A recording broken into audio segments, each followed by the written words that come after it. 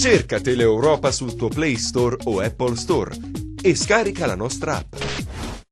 Siamo l'esercito del selfie, di chi si abbronza con l'iPhone, ma non abbiamo più contatti, soltanto like a un altro post.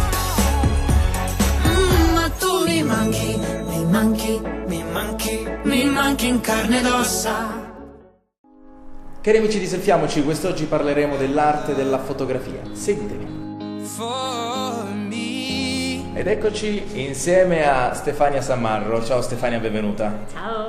Oggi parliamo di fotografia, ma soprattutto dell'arte della fotografia. Stiamo parlando proprio di una vera e propria arte e quest'oggi c'è presente questa mostra, questa raccolta di tutte le tue opere. Esatto. Oggi inaugura Mia Living Gallery, che è appunto la mia galleria d'arte ed esposizione inerente alla fotografia. Ho raccolto insomma tutto quello che è stato il mio percorso artistico in questi ultimi anni, che sono almeno 12, e ovviamente oltre all'attività commerciale che porto avanti inerente ai matrimoni, ai 18 anni, agli eventi e alla moda. Ecco, perché poi noi siamo abituati ormai, grazie all'avvento dei cellulari, di fare le foto, ecco, anche in modo amatoriale. Poi magari grazie a un obiettivo e una macchina c'è tutto uno studio dietro, lo studio della luce, lo studio di capire quell'attimo, quel diaframma, cioè è una professione che non è per niente facile. Assolutamente no, infatti oggigiorno secondo me sono tutti fotografi, perché ormai con i mezzi di diffusione, i telefonini, insomma anche le macchine fotografiche, ormai la fotografia è accessibile a tutti, però è normale che c'è dietro uno studio della fotografia che parte proprio dalla filosofia dell'immagine, quindi la storia del cinema, la storia del cinema muto, il bianco e nero, quindi il contrasto, luce e ombre, quindi c'è un grande studio della fotografia che ci insegnano quindi i padri della fotografia, quindi è veramente un lavoro vero e proprio e non è assolutamente insomma una cosa da prendere in maniera ludica. Beh, assolutamente, ma per quanto riguarda ecco il tuo stile, perché poi so che ogni fotografo, ogni artista in questo caso, perché io ti definisco un artista a tutti gli effetti, perché nelle nostre spalle abbiamo praticamente le opere, alcuni scatti di questa bellissima collezione, poi ognuno ha uno stile, magari il tuo stile su cosa si basa, a chi ti ispiri? Allora diciamo che io sono partita dal reportage, dallo street photography, quindi prima scattavo solamente foto in bianco e nero, riprendevo sempre gli vecchietti di spalle, insomma le città un po' abbandonate, il degrado. Da qui in poi mi sono avvicinata più alla fotografia concettuale e alla moda, quindi nei luoghi diciamo abbandonati ho inserito la modella che rappresentava per me la positività, quindi l'avvenire, uno sguardo verso il futuro, però partendo sempre dai luoghi della Calabria, quindi lo stile che adesso porto avanti è prettamente concettuale, legato fortemente alla moda. Beh, certo, ecco, a proposito di moda, abbiamo praticamente anche delle modelle quest'oggi in rappresentanza, ecco, come forma d'arte, perché hai un progetto anche inerente alla moda. Certo, la galleria infatti è promotrice del progetto di Art Fabric, che mette insieme il make-up, la moda e i giovani stilisti emergenti, e le ragazze che sono qui stasera rappresentano proprio uno stilista calabrese. Ve le faccio vedere nel frattempo. Ecco, aspetta un secondo, eccoli qui. Ecco. Stanno a rappresentare proprio l'opera d'arte, in questo caso l'abito che si indossa, e anche il modo di fare comunicazione, quindi fotografia, anche in uno spazio ristretto con un tipo di luce, quindi si creerà dopo un set fotografico, quindi sempre legato alla fotografia come arte contemporanea. Ecco perché poi è bello scoprire dal web le notizie che rappresentano il nostro territorio, godere dei nostri conterranei che grazie a tanti sacrifici poi riescono ad avere anche un successo, in questo caso a livello internazionale. Ho letto praticamente di recente un post che ha dedicato a te praticamente a San Francisco. Esatto, c'è praticamente il Museo d'Arte Contemporanea di San Francisco in California, e il MoMA, che praticamente ha selezionato come ogni venerdì l'opera appunto di opere mondiali, insomma di fotografi e artisti. Questo venerdì ha scelto una mia foto, una foto che è stata già scelta anticamente anche da Photobog Italia. Non è qui esposta, ma è nell'altra stanza. L'andremo a vedere dopo. Quindi nettamente contenta, perché è una foto alla quale sono molto legata, quindi averla sul sito insomma del MoMA di San Francisco è veramente un piacere. Da lì poi partiranno anche altre cose che non ti sto a dire, però è una, diciamo, parentesi che si apre anche sul lato americano. Ecco, proprio a proposito del lato americano e del lato praticamente calabrese e non solo, quali sono i prossimi progetti? Perché penso che la mostra di oggi, l'inaugurazione di questa galleria è l'inizio di una serie di avvenimenti anche importanti. Sì, allora praticamente è l'inizio o forse la fine, cioè si chiude un percorso ma si inizia un'altra avventura. Perché comunque io scatto da almeno 12 anni, ma appunto come dicevo prima faccio pure fotografia commerciale, quindi le solite cose che si fanno in Calabria. Quelle che ci consentono di vivere. Non tanto, però va bene. E diciamo che adesso ci sono anche aziende che comunque lavorano molto sul settore moda, ci sono anche altre cose che si stanno muovendo inerenti all'arte contemporanea e alla fotografia, quindi non si vive più soltanto di matrimoni o 18 anni. Diciamo che la galleria apre oggi, però si chiude, come dicevo prima, un percorso legato a Stefania Sammarro, ne comincia uno nuovo legato ad Art Fabric che mette proprio insieme, come ti dicevo prima, il mondo dei truccatori, quindi del make-up, dei designer, quindi fashion designer, e noi già saremo a Milano Fashion Week a settembre perché abbiamo selezionato 5 stilisti calabresi che faranno una collettiva nel progetto di Made Mood Milano, che è uno degli eventi più importanti a Milano Fashion Week, quindi la Calabria forse per la prima volta porta degli stilisti fuori e ovviamente anche le nostre modelle. Fantastico, io sono curioso di vedere qualche altra opera, ci facciamo una passeggiata perché sì. Mi pare che ci sono sono circondato praticamente da foto, da quadri. Ce ne sono tantissime. Andiamo su? She shares my dreams, I hope that someday I'll share her home.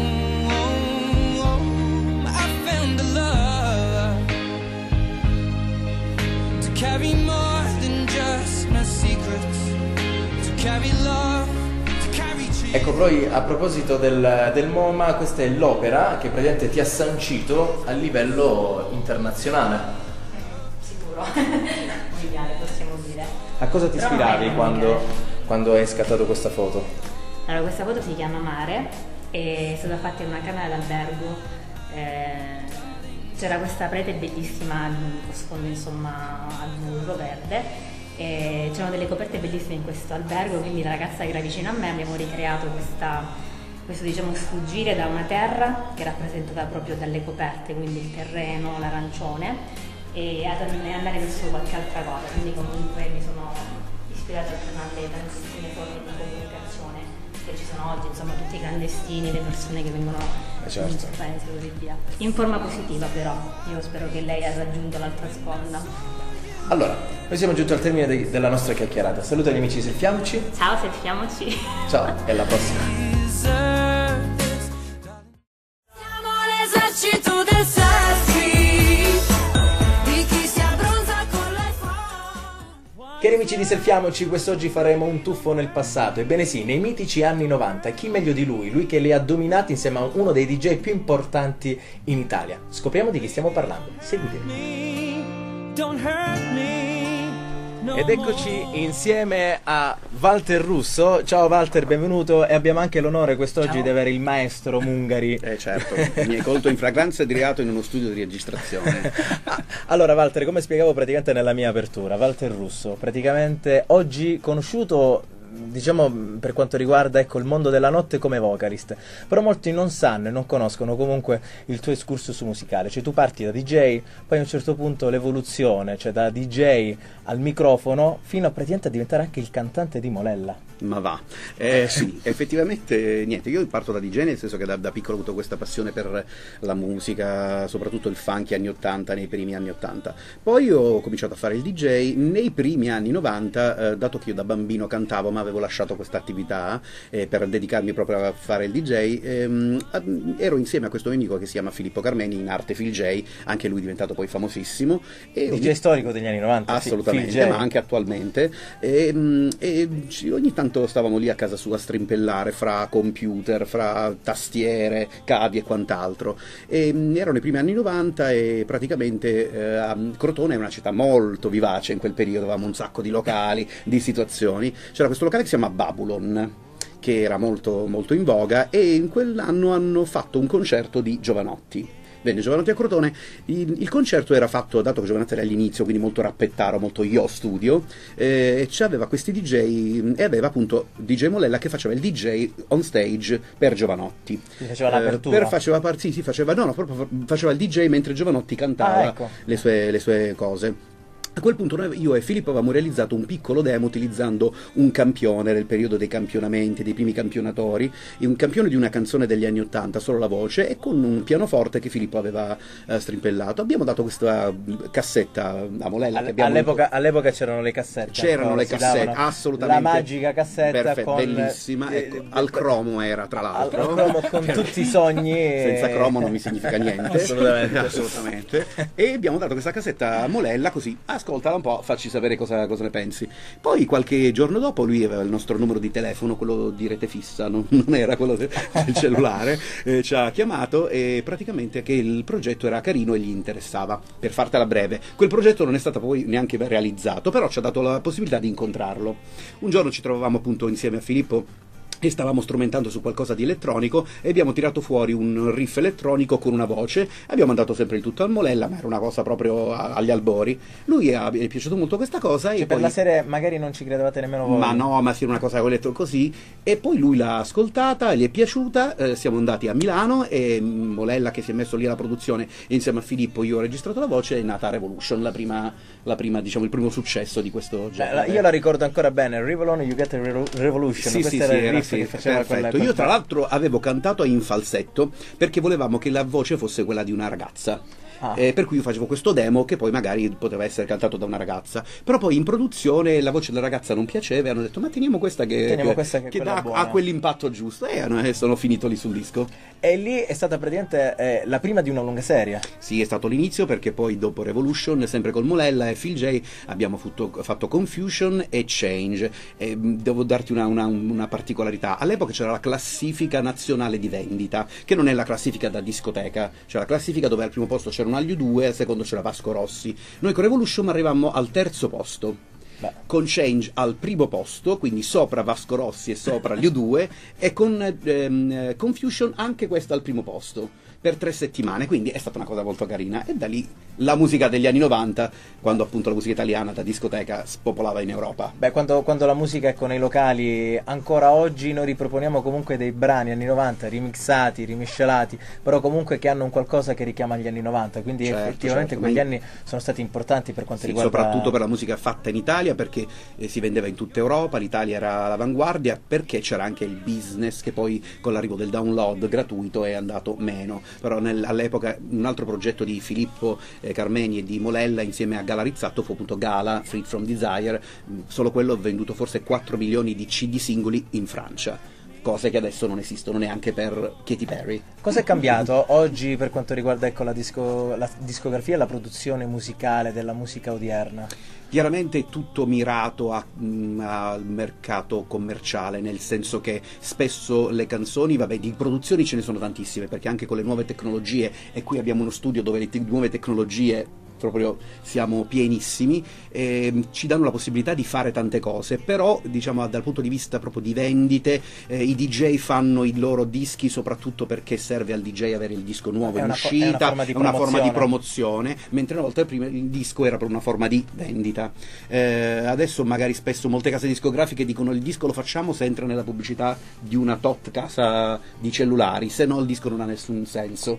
E poi esiste comunque la musica underground, la musica deep, la musica elettronica, che comunque i DJ continuano a fare, ma non c'è dietro il business della vendita, c'è tutto un business di promozione. Considerando anche l'evolversi della musica di oggi, c'è comunque meno cantato rispetto agli anni 90? Sicuramente sì, ma non sempre, nel senso che ci sono anche adesso delle grandissime produzioni, soprattutto per esempio le produzioni dell'EDM del Nord, come non so, anche quelle di Avicii, dello scomparso da poco Avicii, dove ci sono dei grandissimi cantanti e dei grandissimi cantanti. Poi ci sono anche delle cose molto più strumentali che funzionano sempre. In discoteca basso e batteria è quello che ti fa muovere. Assolutamente. Allora noi siamo curiosi di ascoltare insieme al maestro Mungari un pezzo che magari ti ha contraddistinto, ecco, all'epoca. Ma negli anni 90 per la verità abbiamo fatto parecchie produzioni. Io praticamente ho cominciato un progetto che si chiamava Walty, utilizzando appunto il mio nome, con delle produzioni un po' house cantate, un po' più melodiche, che sono state abbastanza carine. Mi ricordo questo pezzo che abbiamo fatto appunto negli anni 90 che si chiamava Nobody Else, appunto di Walty. E adesso Max, che lui con gli accordi si trova in un attimo, cioè per la serie è buona la prima. Per la serie è buona la prima, cioè possiamo vedere com'era questo disco degli anni 90.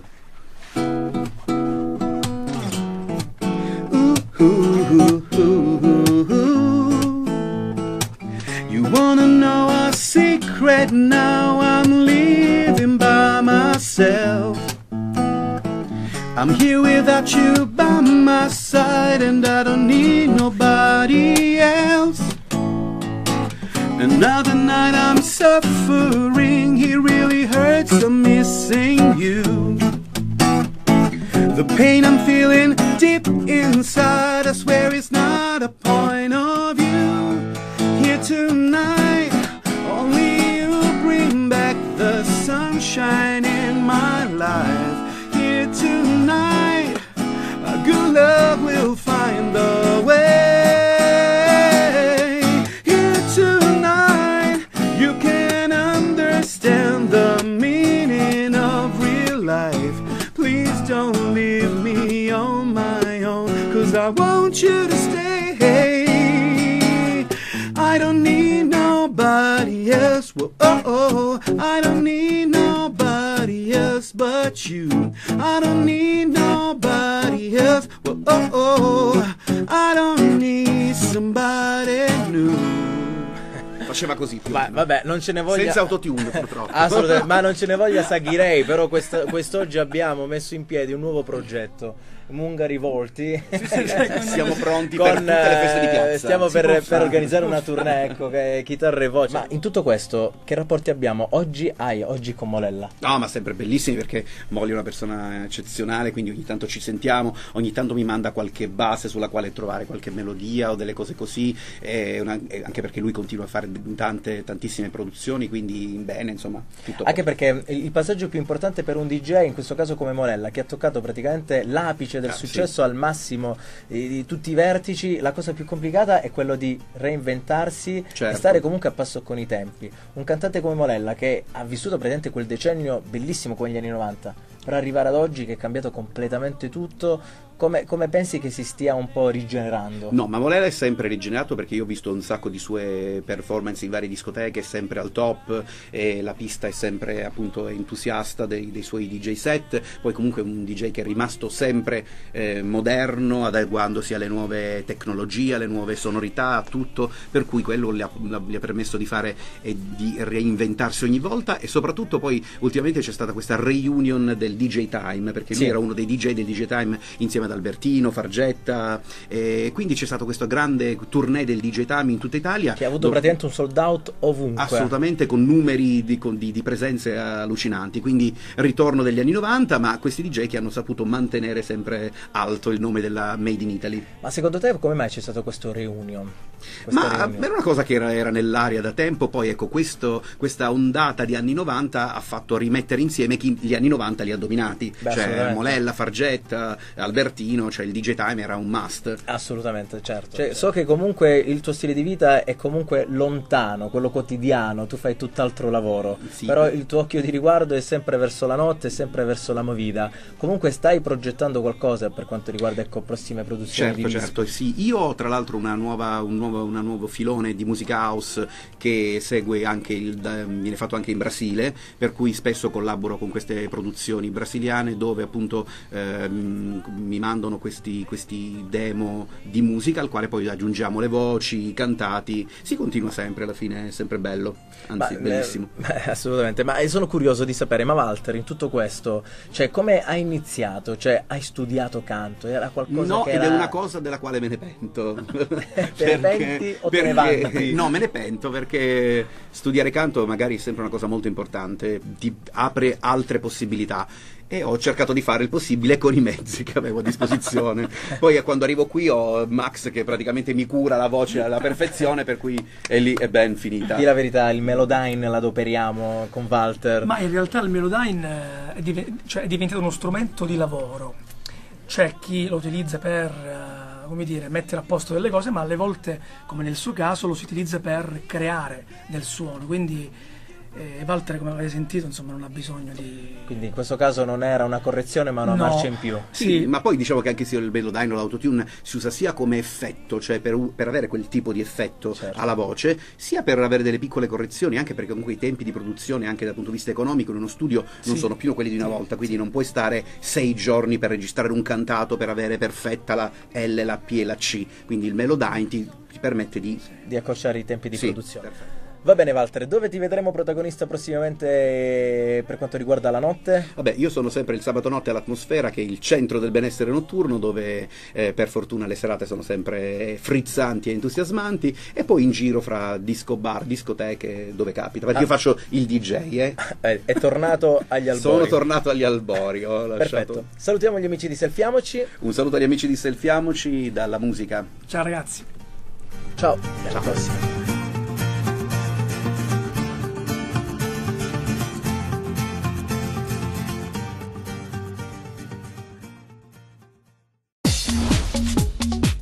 Cerca Teleeuropa sul tuo Play Store o Apple Store e scarica la nostra app.